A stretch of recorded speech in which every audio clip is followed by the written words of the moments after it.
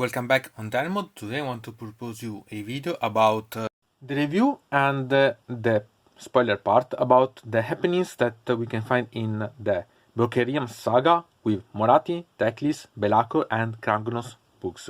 I want to remember you that there will be not in every of such releasing the events that are. So here I'll talk about the main events, what happened, some consequences and something that it's linked to the other parts and so on, but not everything that it's inside because it's quite rich and it's worth to read by yourself eventually. Still, there will be part of the background and some of the links that can interact between each other and so on, starting from Moratti and then moving on. So like you are reading them, so I suggest you to follow such step. So first Moratti, then Teclis, then Belakor and then Kragnos. And really, you can find a lot of information, but still, I suggest you to read the books themselves, because I think that they are really quite amazing and they are worth the reading, and eventually also to make some deeper thoughts with using, for example, Black Library books of the same area of age as releasing. So it's really quite intriguing, because this is going to link the previous Necroquakes, the events that we have found from the Soul Wars, the Maleportents and so on, and then the Necroquake, and then the Belakorians, and we'll see what to continue with. So I think that it's really quite intriguing part. So this is an intro that make you understand what I'm going to bring you. Still, I suggest you to continue to see such video, to see the parts that I explain about, and then seeing the other videos too, so that you can follow everything and continue to understand better this saga that I found amazing, so much that finally I have brought them together. So now we can begin. And third book of the series about Broken Realms released by the Games Workshop. This it's really quite interesting. It's related about Belakor, and we can see this artwork that it's amazing, simply wonderful. As you can see, it's almost like all the other ones. I like such things. And so now we can open this and go to see about the contents and see how interesting it is. Here we have the back cover that it's quite interesting. It's about the chaos against the Daughters of Cain. Sincerely, not so much intriguing, but it's quite related about the content, so it's something that it's worth. We can flip. You can find here that there is this one that it's related about the first prince, so Belakor, and it's a way to understand how much it plays, and really you can play a lot Belakor.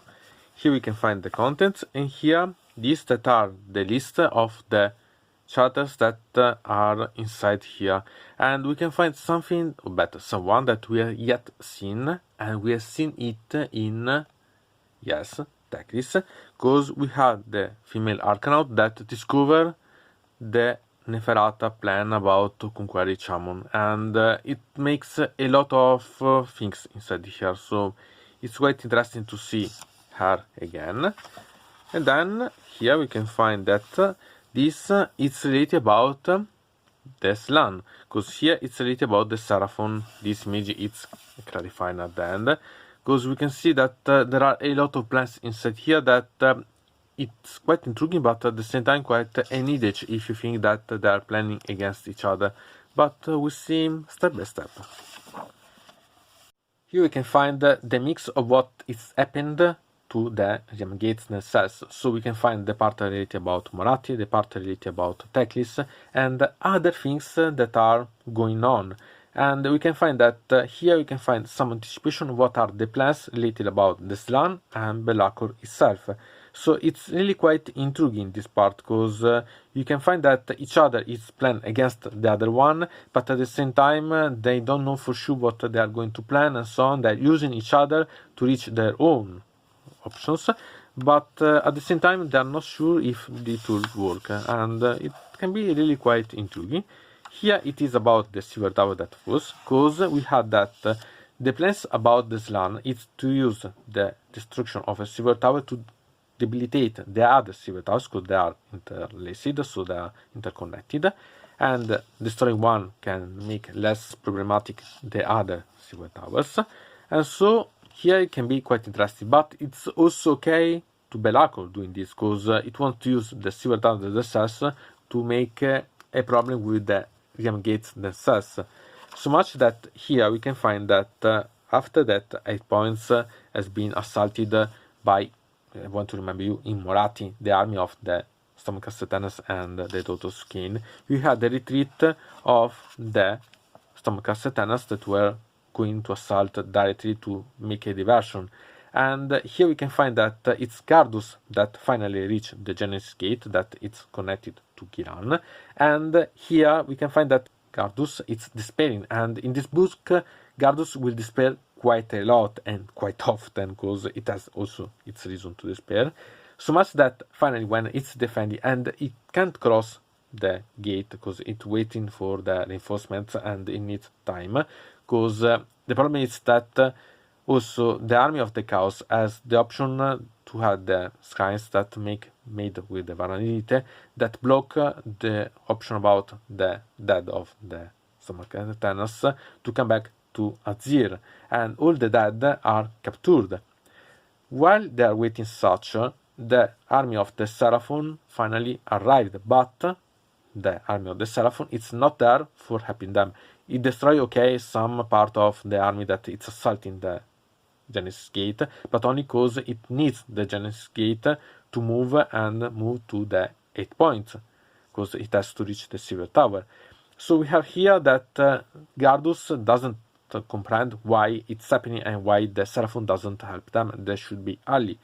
And here make him doubt the nature of the Seraphon themselves. But one thing that is to notice is that this part is quite important, because here we can find that while Gardus is going to be killed, it finally see the arrival of the reinforcement brought by Brett. Brett that we found in Morati, that was one of the leader of the other army that gone with the Daughters of Cain to capture the Varanidite and then betrayed by Morati. And Brett was captured by the Chaos and freed. But we now know that the one that freed is Brett, and we can find in the book that will be reassured more time by Belakor himself. It was Belakor to free Brett that then was able to move to Azir, say to Sigma that the Daughters of Cain betrayed him, and then so brought the army to reinforce Gardus and the Laudon Knights. I want to remember you that the steel souls that are here are the warrior chambers of the Laudon Knights themselves. So you can find a lot of information only reading some simple things, because there are a lot of information to take notice. And here we had the march of the Seraphon to the Silver Towers, the ones that we have seen they moved toward the Genesis Gate. And here we had that this army is able to battle against the Silver Towers. The Silver Tower decided to escape. While doing this, destroy most part of such army. And what it does, it moves, making such combat and so on, move and flee to the sky, so out of the 8 point. And really it's really quite intriguing, because escaping it find a fleet of the ziggurat of the Seraphon themselves, led by Lord Croak, that it wasn't waiting for the tower itself. And here it make the tower finally able to escape, destroying part of the army and so on. And here you can ask, but it has been the tower that has been able to escape, or that has been let to escape, because it fall to Shamon, and on Shamon you find another army of Seraphon. While falling, it make a devastation totally, because it bring really quite a lot of devastation and so on. But finally the Seraphon are able to make the tower explode, and this explosion made something quite peculiar, because it annihilated the army of the Seraphon so much that the Slan Croak itself bring back the leader of such terrestrial army as a foot, so we can find the different natures of the Seraphon themselves. And this explosion make in some way okay for the Slan, because they wanted to debilitate the Silver Towers themselves, but finally realize the plan about Belakor, because this explosion make that the silver tower connection also decrease, but also decrease the capability of the Diorama gates themselves to be on. So it makes more available the possibility to make the destroy of the Diorama gates themselves. And destroy them, you can open some feature where the chaos itself can manifest on the realms of chaos. So it can be really quite successful for all the armies. And while it happened all this, the explosion of the silver tower and so on, we can find that the current overlord find about such happening. And the one that find it, it's the same one, current overlord, that found about Neferata doing in Shaman the ritual to make connection with the Nadir of Serish. So it's something quite interesting. There are a lot of seeds that we can find that come from the previous books and improve and develop in such book itself. So it's really quite intriguing to take note. And then we had the part related about the deck pack, because we had that in the past there's been a collision of Lady Olinda against Belakor. Belakor wants the help of the Night Hound to assault the Diorama gates, but at the same time want to, I can say, end a grudge that it has against Lady Olinda, because when they battle against each other, Belakor was able to banish temporarily the ethereal form of Lady Olinda, but Lady Olinda made a malediction on Belakor that at the beginning was even not considering such thing, but he found out that it was, I can say, influencing him, so he decided to bring some threat to make itself free. Here we can find the part related about Belakor, a bit of history that comes even from the old world, and it's quite interesting. Here the image about Belakor, that it's amazing. And here we can find that Belakor, to plan such alliances, decided to split its army in two parts.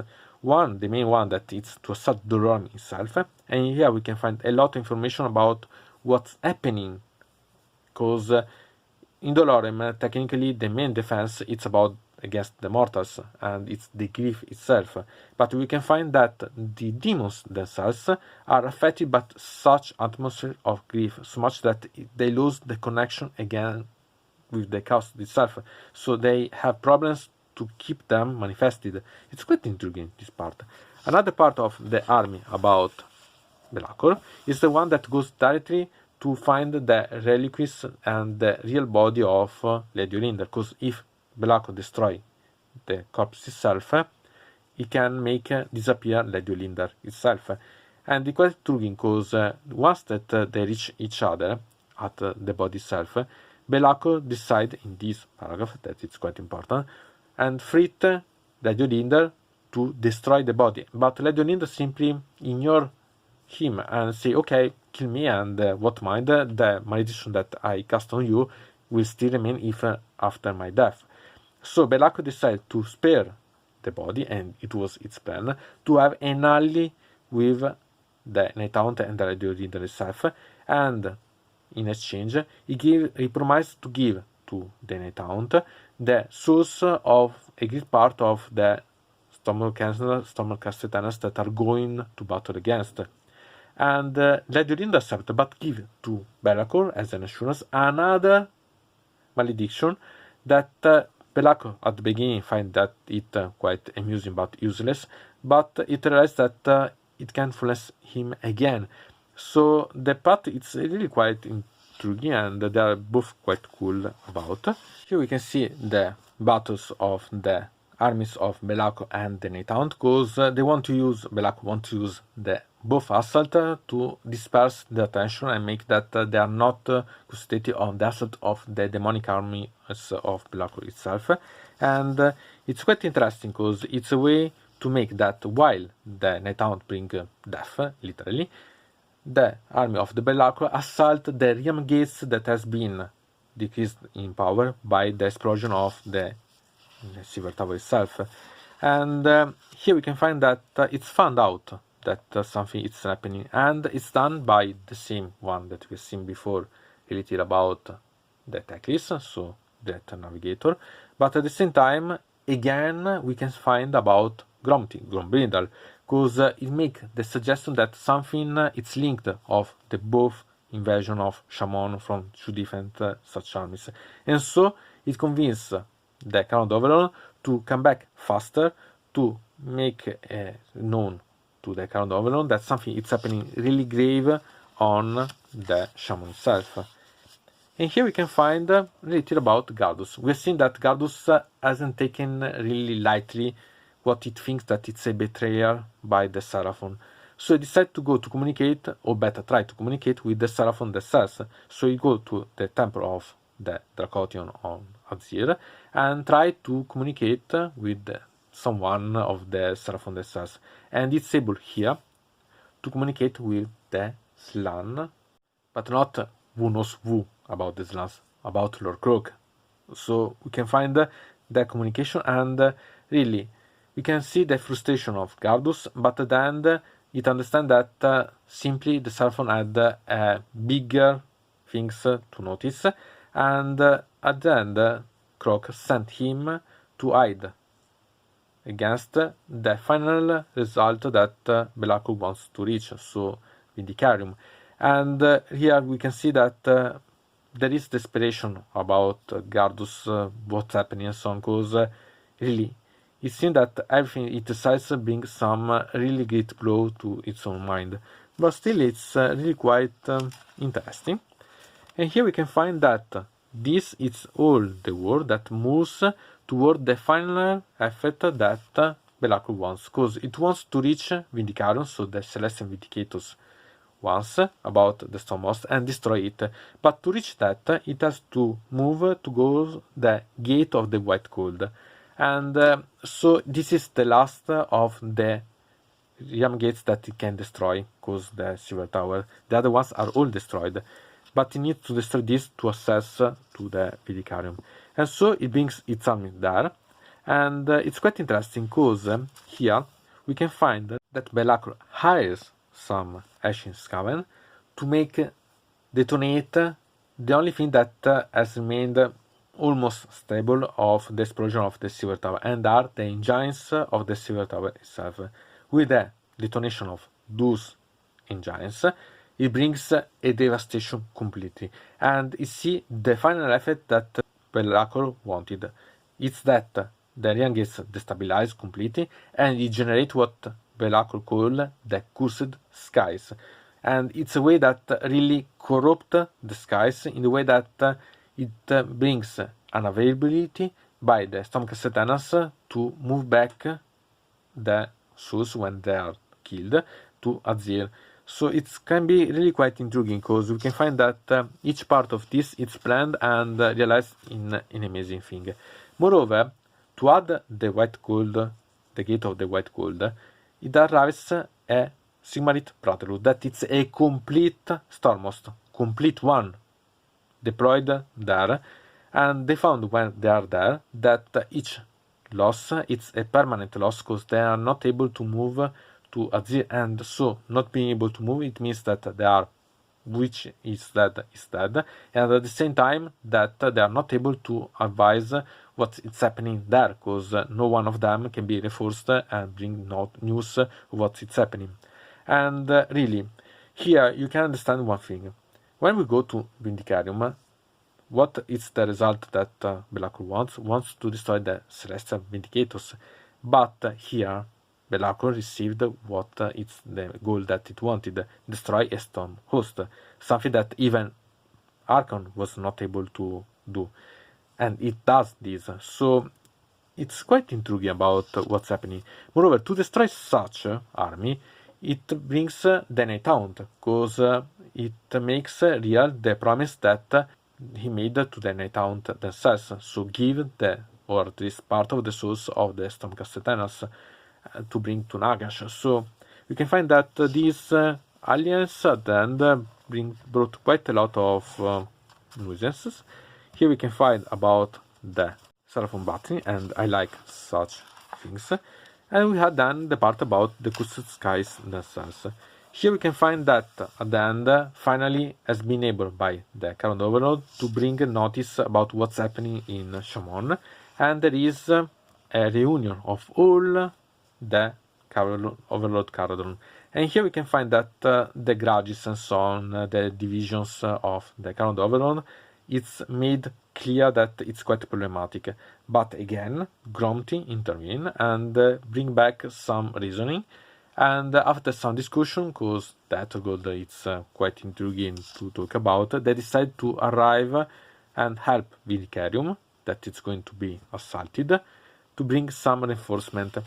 And here we can find what is happening to Vindicarium itself, because they don't know at Vindicarium what's happening. And the Hallowed Knights arrived, thanks to Gardus, to reinforce Vindicarium. And they see only the skies, the best skies approach and so on. We know that they are the Kusu skies. And but they know what will happen till the frustrating part when they discover that they are doomed if they die, because they can't come back to Azir and so on. So it's really quite intriguing, because they make a defense and so on, till finally arrive everything. And really, here they discover that they can't do other things other than resist till the last stand, literally. Gardus find out that even its best friend is captured after that he thought it was killed, and really killed in front of him. And then Belakor battle against Gardus, that it's one of the last of the ones that remains standing. And it's quite intriguing, because it's a way to see their battle and how much Belakor wants to enjoy such destruction of the Celestial Vindicators, even if it's said that technically the Celestial Vindicators are not there, are not in Vindicarium, because in Vindicarium there are only a part, the main part about the Vindicarium, the Celestial Vindicators, are outside, battling usually as on. So technically, Belakor, that wanted to destroy Stormhost, it has done with the Sigmarite Brotherhood, and what it find will not be enough. Simply it will destroy the base, that it's okay, a slap, but it's not so bad as it has been done with the Sigmarite Brotherhood. So it's quite intriguing, because it's a way to even have more and more, I can say, more and more gaining. And here we can find that finally arrived the Caradon Overlord, that brings a complete fleet to help. And it's quite funny, because here we can find this passage that it's from the one that resists more of the intervention, and when it makes the intervention, still it's one of the must active to do such. And it's quite interesting, because okay, they destroyed great part of the army related about Belakor, but you have to understand that Belakor has not yet lost, because it has reached many of what it does, and can bring down a lot of the Caradon Overlord themselves, till it goes against one of the main battleship of the army of the Caradon Overlord, and it tries to bring devastation there and find there Gromty. And Belakor understand who Gromty is and decide to simply escape, run away. And okay, the four great gods of chaos will mock him to have run away, but Belakor know what it has avoided, and it's glad about this. And since now, it has done what it needed, because it destroyed a Stormhost, brought devastation to other two Stormhosts, and almost destroyed a complete base. And the plan about the stabilization of the Realm Gates and so on worked, so it's completely fulfilled what it wanted. And still, also the identity of Gromty itself, it's a good ace to use, because it has some enemies too. So it's really quite intriguing about this. And here we can find what are the final things. Here we can find that what the storm brought, the Ghost Sky, it's even bigger than what Belakor thought. So that with such storm, it continues to improve. So it not only continue on Shaman, but also move to the other realms. And it's quite important, because it's a debilitation for the Storm Castletanas, because they can't anymore arrive where there is the storm from the skies from Azir, so they have to use the Realm Gate as all the other armies. And at the same time, we had that under the Ghost Skies, they can't, when killed, come back to Azir. So, and they are prisoner in the clear skies. So it's really quite an advantage of Belakor in this case. So even if technically it failed to destroy completely Indicarium, still it has done what it wanted to reach for, so it's perfectly clear. Here we can find something that is quite intriguing about the card overdrawn, and it's quite intriguing to see what are the different sides of the happening of what happens on, because at the beginning Gromty it's not so glad of what the Dawi, as he called them, are separated and so on, but at the end it admits that what are the reasoning of the other part are true, because he wants to use both the utility and the needing. So it's really quite intriguing about this, because it's a way to see different ideas against each other. At the same time, there is something that I think it will be quite interesting to see developed in the future. And here we had the part related about the rules, because here we have something that you have to notice. You have to remember that the background is still valid, and it will always be. But the part about the rules are outdated, because now we are in the third edition. I don't know when you see such video, but it can be another edition too. And when you see about these, you don't find them useful, because sincerely you can find that let's say that they are outdated, but they are still valid, because I started to see the images that are quite nice. For example, for this model, that it's the model of Belakor, the new one released with such book. You can find a lot of information, because the description, the things that you can find here, they are still useful to personalize your armies, some models of yours and so on, and understand the background, because there are a lot of description here that make you understand how the things can work in the different parts. More than you can have the campaign itself, that it's quite nice, because you can simply adapt the campaign rules and so on to what it's happening in the future with other rules or so on, by using, for example, the battle plan to recreate some type of new plane and so on, using, for example, some information that you have here to create other options, for example, siege, a defense, crazy option and so on. So you can have quite a lot. So you can gain quite a lot of information that are for both the plane, but more about the background. So it's useful again in such a way. So it's something that I suggest you to read, because you can have a lot of improving. Here we have the button updates that, as for the rules, they are outdated.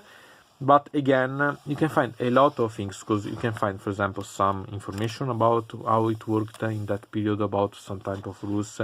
You can make a personalization use in some way to recreate in the future maybe some type of army. That can be nice. You can have a personalization that you can make, for example, characterization of the armies and so on. That it's something that I always look for.